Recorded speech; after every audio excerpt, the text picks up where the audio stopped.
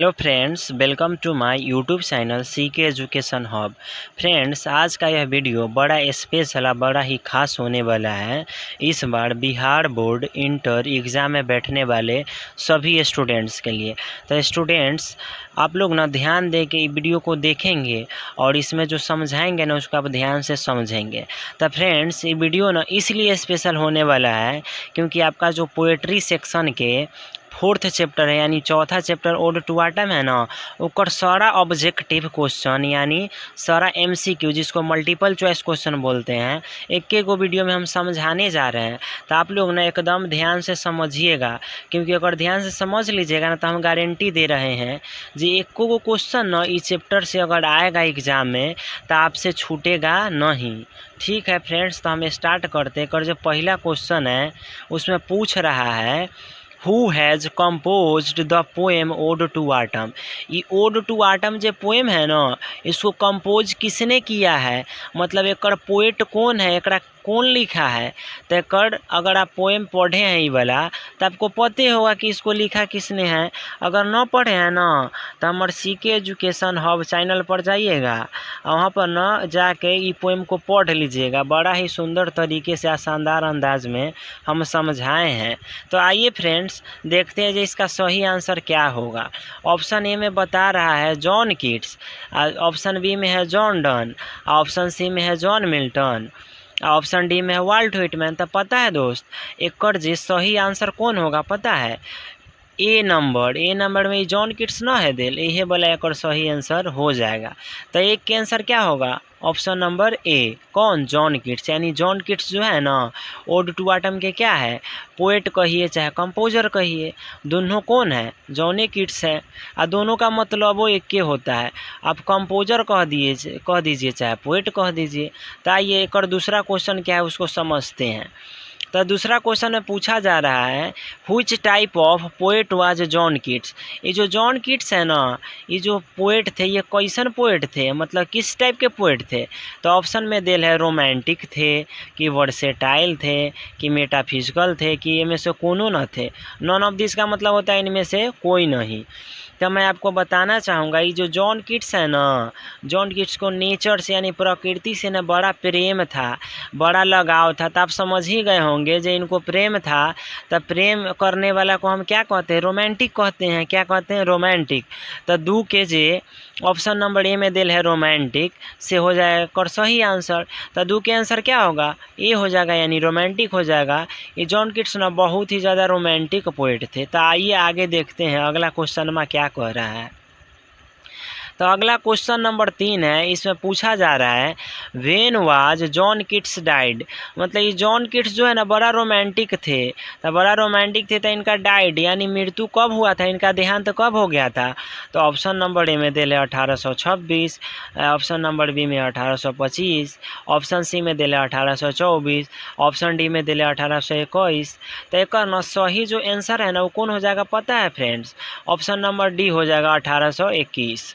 आइए फ्रेंड्स अगला क्वेश्चन देखते हैं अगला में क्या पूछ रहा है। अगला क्वेश्चन में पूछा जा रहा है when was John Keats born. यानी ये जो जॉन कीट्स है ना ये जन्म कब लिए थे। तो ऑप्शन में दिल है 1794 में, बी में दिल है 1795 में, सी में 1796 में और डी में 1798 में। तो पता है फ्रेंड्स इनका जन्म कब हुआ था? इनका जन्म हुआ था 1795 में। तो फ्रेंड्स आप याद रखिएगा, क्योंकि एग्ज़ाम में ना ये क्वेश्चन आने का बहुत ज़्यादा संभावना है। तो अगर आप ध्यान से न पढ़िएगा, न समझिएगा, न याद रखिएगा तो समस्या बढ़ जाएगा। अगर ध्यान से पढ़िएगा तो समस्या नहीं रहेगा, कोनो समस्या न रहेगा, कोनो टेंशन ही न रहेगा। तो ये जो 4 नंबर क्वेश्चन में है एक आंसर कौन हो जाएगा? ऑप्शन नंबर बी यानी 1795 में। यानी इनका जन्म हुआ 1821 में, सॉरी इनका जन्म हुआ कब? 1795 में और डेथ कब हुआ? 1821 में। आइए अगला क्वेश्चन देखते हैं। तो अगला क्वेश्चन 5 नंबर में पूछ रहा है John Keats studied at dash school. मतलब जॉन कीट्स ने स्टडी किए थे यानी अध्ययन किए थे, पढ़ाई लिखाई किए थे, कौन स्कूल में किए थे। तो फ्रेंड्स ऑप्शन में दिल है पहला में ऑक्सफोर्ड में, और बी में है कैम्ब्रिज में, और सी में है क्लार्क्स में, और डी में ऑल ऑफ दीज में। तो इस सब स्कूल में पढ़ाई किए थे कि कोनो एक के गो में किए थे? थे। तो हम आपको बताना चाहेंगे कि सब स्कूल में पढ़ाई लिखाई न किए थे, एक एगो स्कूल में किए थे, जेमें देल है ऑप्शन सी में क्लार्क्स स्कूल में। तो जॉन किट्स ना पढ़ाई लिखाई कौन स्कूल से किए थे, स्टडी कौन स्कूल से किए थे, तो क्लार्क्स स्कूल से। तो 5 के ऑप्शन कौन सही हो जाएगा, सी। कौन सही हो जाएगा, सी। देखते हैं अगला क्वेश्चन में क्या पूछा जा रहा है। अगला क्वेश्चन पूछ रहा है he was interested in cricket and dash. मतलब ये जो जॉन किट्स थे ना, इनको इंटरेस्ट था, मतलब रुचि था, मतलब ये किस में इनको दिलचस्पी था। क्रिकेट में तो था ही, लेकिन क्रिकेट के साथ साथ और किस में था। तो ऑप्शन में देले है, ए में है लूडो, बी में है कैरम, सी में बॉक्सिंग, और डी में नॉन ऑफ दिस। तो नॉन ऑफ दिस का मतलब होता है इनमें से कोई नहीं। तो फ्रेंड्स आपको पता है जो ना क्रिकेट के साथ साथ बॉक्सिंगों में इनको बहुत ज़्यादा रुचि था। तो 6 के जो सही आंसर है वो कौन हो जाएगा, ऑप्शन नंबर सी। तो सी नंबर ऑप्शन क्या हो जाएगा, सही हो जाएगा। तो 6 का क्या हो जाएगा, सी। आइए अगला क्वेश्चन में देखते हैं जो अगला क्वेश्चन क्या कह रहा है, क्या पूछ रहा है। अगला क्वेश्चन नंबर 7 है, ये पूछ रहा है who is the writer of Aeneid. Friends यहाँ पर ना टाइपिंग मिस्टेक हो गया है, यहाँ पर AONEID ना होगा, ANNEID होगा। तो आप लोग ना तनका सही कर लीजिएगा। देखिए तो ये जो एनेड है ना, एनेड के जो राइटर है वो कौन है। ऑप्शन नंबर ए में दिले वर्गिल है। अच्छा यहाँ पर ना मिल्टन होता है, ये भी ऑप्शन गलती ये लिख लिया, TON होता है, टाइपिंग मिस्टेक है। आइए फ्रेंड्स अगला में दिले शेक्सपियर, और डी में है जॉन किट्स। तो फ्रेंड्स मैं आपको बताना चाहूँगा ये जो एनेड है ना, एनेड के ना जो राइटर है वो वर्गिल है। कौन है, वर्गिल है। तो पता है आपको फ्रेंड, ये जॉन किट्स जो थे ना, ये वर्गिल के जो एनेड लिखल है ना, एक ट्रांसलेशन भी किए थे, मतलब अनुवाद भी किए थे। ठीक है, तो फ्रेंड्स एनेड के जो राइटर है वो कौन है, वर्गिल है। कौन है, वर्गिल है। तो 7वां का जो आंसर हो जाएगा ऑप्शन नंबर ए। तो 7 के ए सही आंसर हो जाएगा। अगला क्वेश्चन देखते हैं जो अगला क्वेश्चन में क्या पूछ रहा है। अगला क्वेश्चन कह रहा है question number 8 who was composed lines in limitation of Spencer. ये जो हम पोएम पढ़े ना, ये पोएम के नाम, इन एगो पोएम के नाम है lines in imitation of Spencer. क्या है friends, lines in imitation of Spencer. ये जो पोएम है ना, ये पोएम को किसने लिखा है, किसने कंपोज किया, कर पोएट कौन है। तो देखिए ऑप्शन में देले क्या है, पहला में देले वाल्ट व्हिटमैन, और दूसरा में बी में देले है TS एलियट, और सी में देले है जॉन डनथ, और डी में देले नॉन ऑफ दीज। तो फ्रेंड्स मैं आपको बताना चाहूँगा ये जो lines in imitation of Spencer है ना, इसको लिखने वाले इनमें से कोई नहीं है, नॉन ऑफ दीज। इनको कौन लिखे थे, तो इनमें जो नाम दिया गया इनमें से कोई भी इस पोएम को नहीं लिखे। इसको लिखने वाले कौन है, जॉन किट्स। कौन है, जॉन किट्स। तो जॉन किट्स तो यहाँ पर दे लेना है, तो फिर ऑप्शन डी नंबर में इसको क्या कर देंगे, टिक कर देंगे। तो 8 के आंसर क्या हो जाएगा, डी हो जाएगा। क्या हो जाएगा, डी। इनमें से कोई नहीं।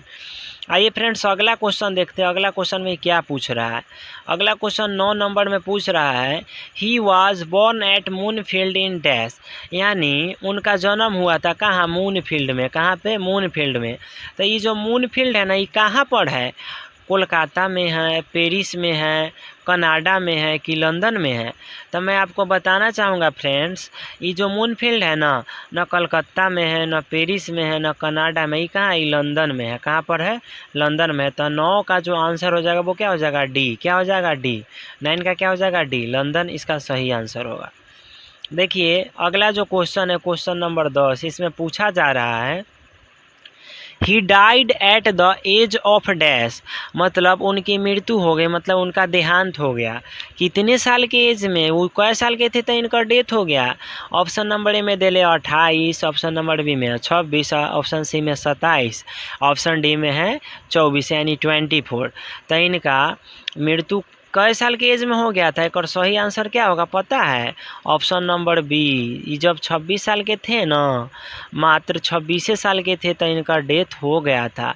अब पता है कौन बीमारी के चलते इनका डेथ हुआ था, ट्यूबरक्लोसिस यानी क्षय रोग के चलते इनका डेथ हो गया था। आइए अगला क्वेश्चन समझते हैं। अगला जो क्वेश्चन है ना इसमें पूछा जा रहा है, देखिए हम जो बात आगे बताए हैं ना पहला क्वेश्चन में, जो 26 साल के उम्र में कौन बीमारी के चलते मर गए थे, क्वेश्चन यहाँ पूछ दिया। देखिए 11 नंबर में है ही डाइड ऑफ, मतलब उनका डेथ हो गया था, उनका देहांत हो गया था।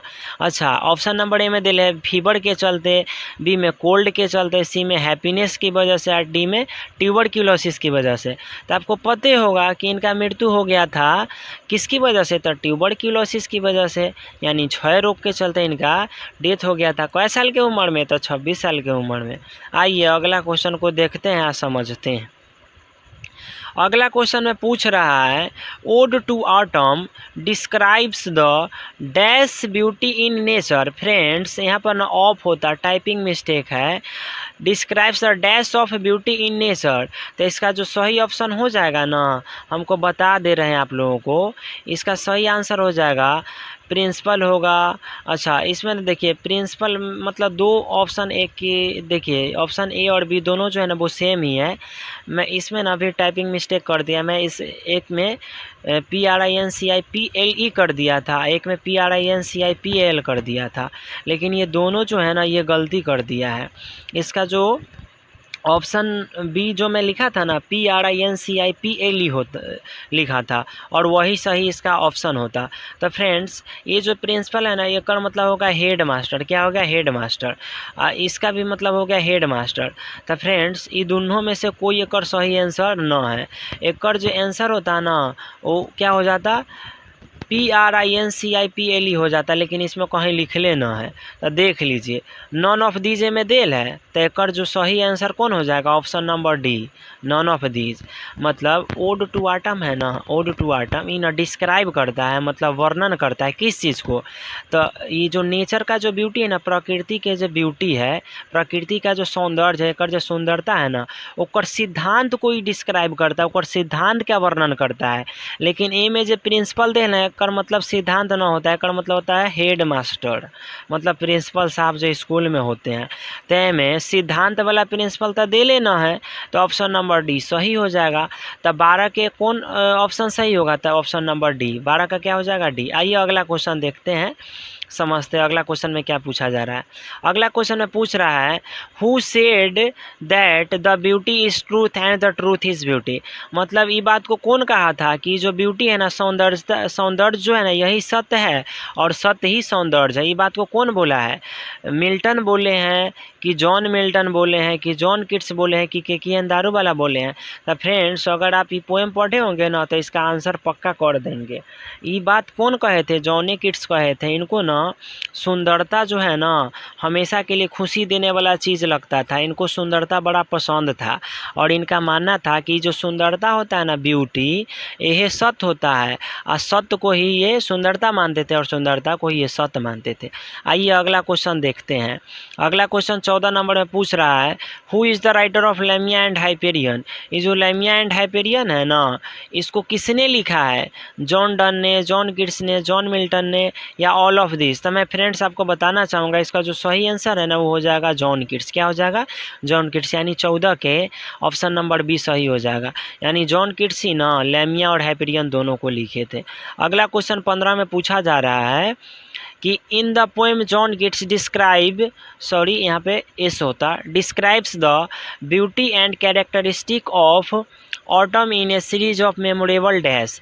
मतलब ये जो पोएम है, पोएम जो हम लोग पढ़ रहे हैं ओड टू ऑटम, इसमें जॉन किट्स ना डिस्क्राइब किए, मतलब वर्णन किए किस चीज़ को, तो ब्यूटी एंड कैरेक्टरिस्टिक को, मतलब सुंदरता को और विशिष्ट गुणों को। किसके विशिष्ट गुणों को, तो आटम के विशिष्ट गुणों को ये वर्णन किए किस रूप में, तो इन ए सीरीज ऑफ मेमोरेबल डैश, मतलब एक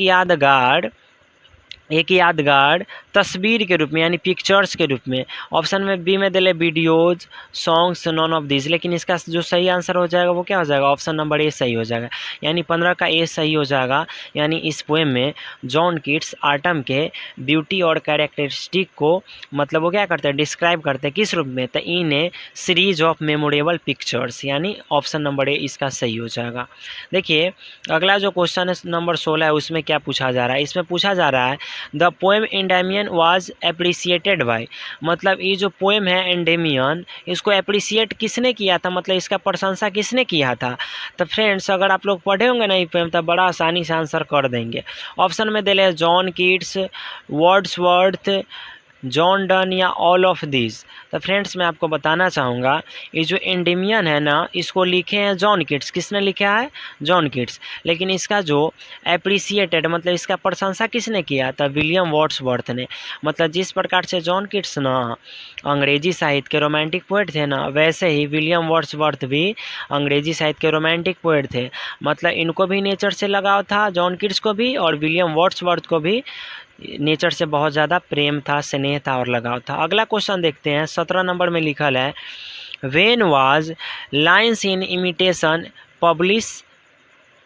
इसमें पूछा जा रहा है कि ये जो लाइन्स इन इमिटेशन जो है ये कब पब्लिश हुआ था।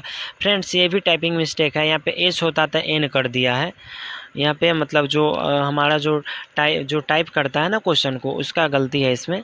फ्रेंड्स इसमें पूछा जा रहा है कि लाइन्स इन इमिटेशन कब पब्लिश हुआ था, मतलब इसको कब प्रकाशित किया गया था। ऑप्शन में दे ले 1814। अच्छा इसका दूसरा जो ऑप्शन है, ऑप्शन में दे ले 1815, 1816, 1817। तो इसका सही आंसर हो जाएगा 1814। यानी लाइन्स इन इमिटेशन जो है ना जॉन कीट्स की पहली कविता थी, पहली पोएम थी, और ये ना 1814 में प्रकाशित हुई थी। देखते हैं अगला क्वेश्चन में क्या पूछा जा रहा है। व्हेन वाज पोएम्स पब्लिश्ड, यहाँ पर भी एच होता लेकिन ये एन कर दिया है, ये भी यहाँ पे टाइपिंग मिस्टेक आप लोग सही कर लेंगे। यहाँ पे पब्लिश्ड होगा PUBLISHED हो जाएगा।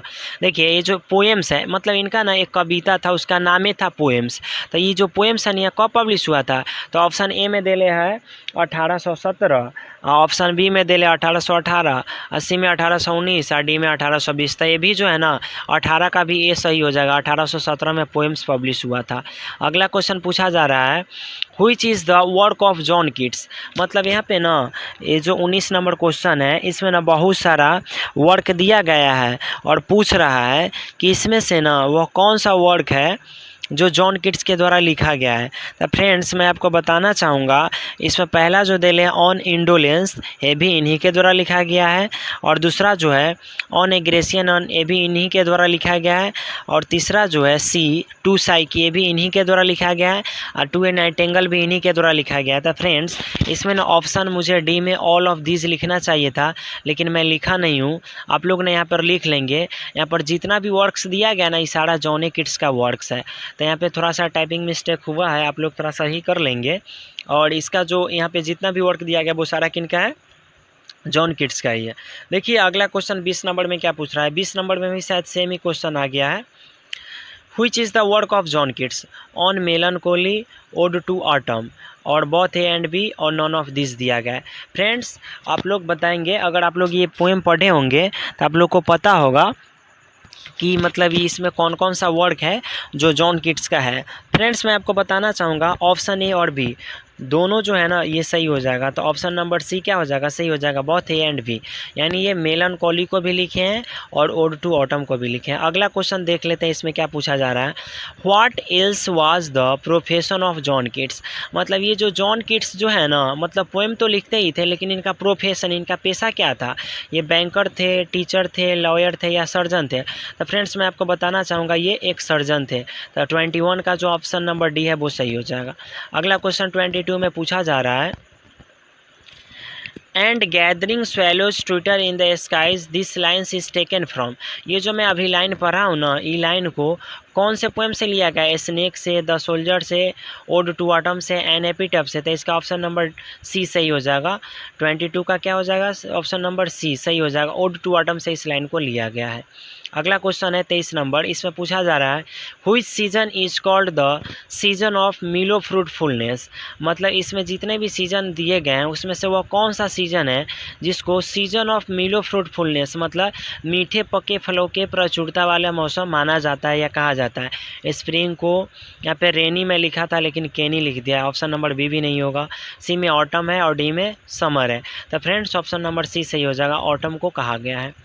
24 नंबर क्वेश्चन में पूछा जा रहा है autumn is conspiring with dash to load and bless the vine, यहाँ पे ई की जगह पे वो होता। ये बहुत सारा टाइपिंग मिस्टेक किया। नेक्स्ट टाइम से जब मैं टाइप करवाऊंगा तो दूसरे टाइपर को दूंगा, दूसरे टाइप करने वाले को दूंगा, क्योंकि ये बहुत सारा क्वेश्चन गलती कर दिया है।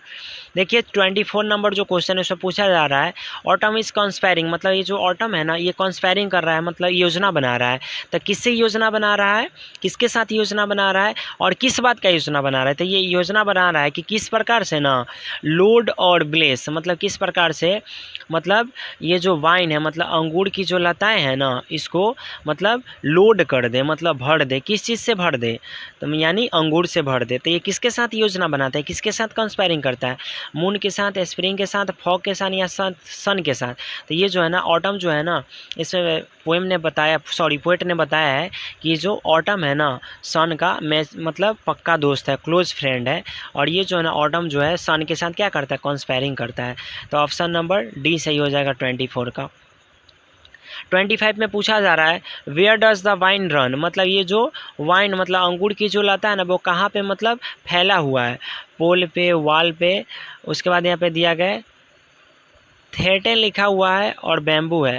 फ्रेंड्स मैं आपको बताना चाहूँगा थैच होगा इसका सही आंसर। आंसर जो यहाँ पे सी में दिया गया है यही सही होता, THATCH होता, यहाँ पे टाइपिंग मिस्टेक है। फ्रेंड्स मैं आपको बताना चाहूँगा ये जो 25 का जो ऑप्शन नंबर सी वही सही होगा, लेकिन आप लोग स्पेलिंग सही कर लेंगे। इसका स्पेलिंग होगा ऑप्शन नंबर सी का THATCH, थैच। इसका सही आंसर क्या हो जाएगा, थैच। अगला क्वेश्चन देखते हैं। अगला क्वेश्चन है who is the close bosom friend of maturing sun, ये जो मैच्योर होता हुआ सन है ना इसका क्लोज बॉसम फ्रेंड मतलब जिगरी दोस्त यानी पक्का दोस्त कौन है। तो फ्रेंड्स ऑप्शन नंबर ए में लिखा है आटम, बी में है विंटर, सी में है स्प्रिंग और डी में है रेन। तो ये जो क्लोज बॉसम फ्रेंड ना, क्लोज बॉसम फ्रेंड जो है ये सन जो है किसका क्लोज बॉसम फ्रेंड है, तो ऑटम का है। किसका है, ऑटम का है। अगला क्वेश्चन देखते हैं dash fill all fruits with ripeness, मतलब कौन है जो जितना भी फ्रूट्स है ना, जितना भी फल है सब को ना एकदम अंदर तक पका देता है। The sun and winter, the sun and autumn, C में दिले बोथ एंड बी और डी में नॉन ऑफ दिस। तो इसका ऑप्शन नंबर बी सही हो जाएगा। इस सन और ऑटम दोनों मिल के ना योजना बनाता है, प्लान बनाता है कि किस प्रकार से ना जितना भी फल लगल है पेड़ पौधा पर सब को ना एकदम अंदर तक पका दे। देखिए तो अगला ये जो 27 का जो ऑप्शन नंबर बी जो है ना वो सही हो जाएगा। 28 में देखते हैं क्या पूछ रहा है। ईच स्टांजा, सॉरी यहाँ पे जेड होता है, एम लिख दिया है। Each stanza of ode to autumn consist lines, इसमें लिखा गया है ओड टू आटम को ना, ओड टू आटम जो ये पोएम है इसको 3 स्टांजा में लिखा गया है। इसके प्रत्येक स्टांजा में ना 11 लाइंस दिया गया है। तो 28 का जो सही आंसर है वो क्या हो जाएगा, ऑप्शन नंबर ए यानी 11 सही हो जाएगा। देखिए अगला क्वेश्चन है 29 number. In dash new leaves and fruits come out on trees, मतलब इसमें पूछा जा रहा है कि कौन सीजन है जिसमें नया नया पत्ता, नया नया फल जो है ना पेड़ पौधे पे लग जाते हैं। समर में, विंटर में, ऑटम में, ऑल ऑफ दीज या सब में। तो एक और ऑप्शन नंबर सी सही हो जाएगा, यानी ऑटम सीजन में ना जितने भी पेड़ पौधे होते हैं उसमें नए नए पत्ते लग जाते हैं, फूल लग जाते हैं और वो सभी फलों से लद जाते हैं। अगला क्वेश्चन है autumn starts with departure of the dash season, मतलब ये जो ऑटम है ना, ऑटम का सीजन स्टार्ट होता है मतलब शुरू होता है किसके जाने के तुरंत बाद, तो विंटर के, स्प्रिंग के, रेनी के, तो समर के। तो स्प्रिंग के जाते ही क्या स्टार्ट हो जाता है, ऑटम स्टार्ट हो जाता है। तो 30 का ऑप्शन नंबर बी सही हो जाएगा। अगला क्वेश्चन है autumn is a season of मिलो डैश, मतलब ये जो ऑटम है ना इस सीजन है किस चीज़ का, मतलब पके हुए किस चीज़ का, नो विंड, फ्रूटफुलनेस या बॉथ या नॉन ऑफ दिस। तो फ्रूटफुलनेस हो जाएगा। इसका ऑप्शन नंबर बी सही हो जाएगा, यानी 31 का क्या हो जाएगा, बी नंबर सही हो जाएगा। अगला क्वेश्चन है 32 number. The theme of the autumn is dash, मतलब ये जो ऑटम जो पोएम है इसका थीम क्या है, विषय वस्तु क्या है, स्कार्सिटी है, एबोडेंस है, मैच्योरिटी है, नन है। तो इसका जो सही ऑप्शन नंबर सी हो जाएगा मैच्योरिटी। ऑटम का थीम क्या है, मैच्योरिटी। तो 32 का सी नंबर सही हो जाएगा। अगला क्वेश्चन है 33 में। The poem ode to autumn deals with dash in detail, मतलब ओड टू ऑटम में मतलब वर्णन किया गया है, किस चीज़ का वर्णन किया गया है डिटेल में, स्प्रिंग का, ऑटम का, रेनी का, ऑप्शन नंबर डी में विंटर का। तो ऑटम का किसका किया गया है, ऑटम का। तो 33 का ऑप्शन नंबर बी सही हो जाएगा। अगला क्वेश्चन है 34। Ode to autumn is an A और एन दोनों दिया गया है। ये बैलेड है, एपिक है, ओड है, एल्गीज है। फ्रेंड्स मैं आपको बताना चाहूँगा 34 का ना ऑप्शन नंबर सी सही हो जाएगा, यानी यह क्या है, एक ओड है। क्या है, यह एक ओड है। अगला क्वेश्चन देखते हैं। अगला क्वेश्चन में क्या पूछा जा रहा है, 35 में पूछा जा रहा है, दो watches the last Ojing by hours is from. ये जो मैं लाइन अभी पढ़ा हूँ, इस लाइन को कहाँ से लिया गया है, मतलब ये जो लाइन मैं पढ़ा हूँ इस लाइन को कौन से पोएम से लिया गया। ऑप्शन नंबर ए में दे ले song of myself, option B में दे ले an epitaph, option number C में दे ले ओड टू ऑटम, और ऑप्शन नंबर डी में दे ले ऑल। तो इसका जो सही आंसर है ना वो ऑप्शन नंबर सी हो जाएगा, यानी ओड टू ऑटम। अगला क्वेश्चन पढ़ते हैं 36 में पूछा जा रहा है, and gathering swallows twitter in the skies is taken from. ये जो मैं लाइन अभी पढ़ रहा हूँ ये लाइन को ना कौन पोएम से लिया गया था। फ्रेंड्स अगर आप लोग पोएम पढ़े होंगे ना तो पक्का बता देंगे। स्नेक से लिया गया है, एपिटॉफ से लिया गया है, सोल्जर से लिया गया है, कि नॉन ऑफ दीज से। तो फ्रेंड्स मैं आपको बताना चाहूँगा ये जो लाइन है ना इस लाइन को न स्नेक से लिया गया है, न एपिटॉफ से, न द सोल्जर से, मतलब इसमें से किसी से भी नहीं लिया गया था। इसका जो सही ऑप्शन वो क्या है, डी, ऑप्शन नंबर डी सही हो जाएगा, नॉन ऑफ दीज। अगला क्वेश्चन पूछा जा रहा है, Lamia and Hyperion are written by. Lamia और हाइपेरियन को किसने लिखा है, मतलब इसको किसने कंपोज किया है, इसके कंपोजर कौन है, इसके पोएट कौन है। जॉन कीट्स है, जॉन डन है, जॉन मिल्टन है, ऑल ऑफ दीज है। तो फ्रेंड्स मैं आपको बताना चाहूँगा लेमिया एंड हाइपेरियन को जॉन किट्स ने लिखा है। किसने लिखा है, जॉन किट्स ने। तो 37 का जो सही ऑप्शन है वो क्या हो जाएगा, ए हो जाएगा। क्या हो जाएगा, ए। अब 38 का देखते हैं, what is twittering in the sky, मतलब स्काई में ना कौन ट्वीट मतलब ची ची कर रहा है, स्वेलो, कॉक, रॉबिन, काइट। तो फ्रेंड्स अगर आप लोग ये पोएम पढ़े होंगे तो बड़ी आसानी से इसका आंसर कर देंगे। तो इसका 38 का जो आंसर होगा ना वो ए हो जाएगा, स्वेलो हो जाएगा। क्या हो जाएगा, स्वेलो। स्वेलो मतलब होता है गौराया। तो गौराया जो है ना वो आकाश में क्या कर रही है, चींची कर रही है। अगला क्वेश्चन है 39, which is the nation bird of England, मतलब इंग्लैंड का ना राष्ट्रीय पक्षी कौन है, कौन चिड़िया है। ऑप्शन नंबर ए में दे ले फ्लेमिंगो, डॉव है, ईगल है, रॉबिन है। तो फ्रेंड्स मैं आपको बताना चाहूँगा इंग्लैंड का जो नेशनल बर्ड है वो कौन सा है, तो रॉबिन है। मतलब रॉबिन चिड़िया जो है ना इंग्लैंड का राष्ट्रीय पक्षी है। अगला क्वेश्चन 40 नंबर देखिए, 40 नंबर में क्या पूछा जा रहा है, what is the autumn doing on A half ripped furrow, मतलब हाफ रिप्ड फरो का मतलब होता है जो आधा कटा हुआ जो फसल का आधा कटा हुआ फसल का जो क्यारी है उस क्यारी में मतलब ऑटम को क्या करते हुए देखा जा सकता है, डांसिंग, सिंगिंग, वर्किंग, स्लीपिंग। तो फ्रेंड्स आप लोग ना अगर इस पोएम को पढ़े होंगे तो ज़रूर आंसर कीजिएगा, मुझे पता है। तो इसका जो ऑप्शन नंबर डी है ना वो सही हो जाएगा, मतलब आधे कटे हुए फसल के क्यारी में ना ऑटम को ना आराम करते हुए, सोते हुए, यानी झपकी लेते हुए देखा जा सकता है। अगला नंबर जो है 41 यानी 41 नंबर, उसको देखिए इसमें क्या पूछा जा रहा है। इसमें कह रहा है autumn is compared to a dash in the poem, मतलब आटम जो है ना आटम का कंपेयर किया गया, तुलना किया गया है ये पोएम में किससे किया गया है, बेबी से, लाइट से, ओमेन से, नोटी बॉय से। तो फ्रेंड्स अगर आप लोग ये पोएम पढ़े होंगे ना तो आप लोग को ना ये पता होगा कि पोएम के ना सेकेंड जो स्टांजा है, सेकेंड स्टांजा में ना ऑटम का कंपेयर यानी तुलना एक महिला से किया गया है, एक वोमेन से किया गया है। तब 41 का जो ऑप्शन नंबर सी है ना ये एकदम सही हो जाएगा। तब 41 का क्या सही हो जाएगा, सी। अगला है 42 में पूछ रहा है where has the crop been stored, मतलब ये जो क्रॉप है ना, क्रॉप मतलब फसल होता है, तब फसल को कहाँ स्टोर किया जाता है, अनाज को कहाँ स्टोर किया जाता है, कहाँ रखा जाता है, ग्रेनरी फ्लोर पे, ड्रम पे, फील्ड पे, सेल्स पे। तो ग्रेनरी फ्लोर पे जहाँ पे अनाज रखा जाता है, अनाज रखने वाला जो गोदाम होता है ना वहीं पर उसी फर्श पे अनाज को रखा गया, और इस पोएम में इस बात का जिक्र भी किया गया। अगला जो क्वेश्चन है ना 43 यानी 43 नंबर, इनमें पूछ रहा है dash was a great lover of nature, कि नेचर के, प्रकृति के ना सबसे महान प्रेमी और सबसे महान मतलब प्रेमी कौन थे, जिनको सबसे ज़्यादा नेचर से लगाव था। ऑप्शन नंबर ए में दे ले है John done, John Milton, both, non of this. तय करना नॉन ऑफ दीज हो जाएगा, डी वाला सही हो जाएगा, क्योंकि नेचर के ना सबसे बड़े जो प्रेमी थे, सबसे बड़े जो लवर थे वो कौन थे, जॉन किट्स थे, लेकिन इनमें तो दिल ही ना है। तो ऑप्शन नंबर डी सही हो जाएगा। 43 का। अच्छा 44 में क्या देले है, सीजन ऑफ मिस्ट एंड मिलो फ्रूटफुलनेस इज रिटेन बाय। ये जो लाइनवा हम बोले ना, सीजन ऑफ मिस्ट एंड मिलो फ्रूटफुलनेस, इसको किसने लिखा है, विलियम वर्ड्सवर्थ ने, विलियम शेक्सपियर, जॉन डन की जॉन कीट्स। तो इसका सही जो ऑप्शन नंबर डी है ना वो सही हो जाएगा, जॉन कीट्स इस लाइन को लिखे हैं। अगला 45 नंबर क्वेश्चन में पूछा जा रहा है, Who sits carelessly on the granary floor in Ode to Autumn। ये जो पोएम हम लोग पढ़ रहे हैं, आप पढ़े हैं Ode to Autumn, इनमें ना ग्रेनरी फ्लोर पर मतलब जिस फर्श पे अनाज रखा गया है उस पे मतलब लापरवाह बैठे हुए किसे देखा जा सकता है। तो ऑप्शन ए में दे ले ओल्ड मैन को, चिल्ड्रेन को, यंग मैन को कि वोमेन को। तो फ्रेंड्स मैं आपको बताना चाहूँगा कि जो ओड टू ऑटम है ना, और सेकेंड जो स्टांजा है ओमें ना ऑटम का तुलना कंपेयर किया गया है एक महिला से, और उसको ना ऑटम को यानी उस महिला को मतलब अनाज वाले फर्श पे जहाँ पे अनाज रखा हुआ है वहाँ पर ना लापरवाह बैठे हुए देखा गया है।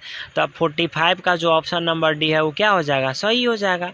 अगला देखिए क्या कह रहा है 46 number, where are the song of spring is a line written bye.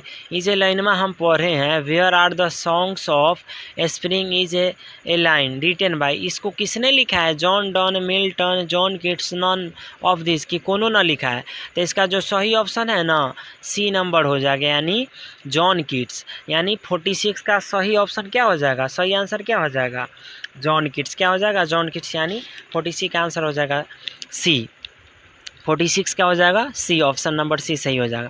Friends तो आपको एक चीज़ मैं बताना चाहूँगा दोबारा कि जितना जो क्वेश्चन में हम समझाए हैं ना, इसमें अगर एको क्वेश्चन आपको समझ में ना आया होगा तो आप ना हमारा कमेंट करेंगे और कमेंट को हम पढ़ेंगे। अगर आपको कोई भी में दिक्कत होगा, कोई भी समस्या होगा तो आप लिख दीजिएगा, हम पक्का उस समस्या के समाधान करेंगे। अगर आपको ये मेरा वीडियो ना अच्छा लगा होगा, कुछ सीखने को मिला होगा ये वीडियो से, तो आप ना इस मेरे वीडियो को लाइक करेंगे और मेरा जो चैनल है सीके एजुकेशन हब उसको सब्सक्राइब भी कर लीजिएगा। अगर ये आपको कुछ ज़्यादा ही अच्छा लगा होगा तो अपने दोस्तों के साथ शेयर भी कर दीजिएगा।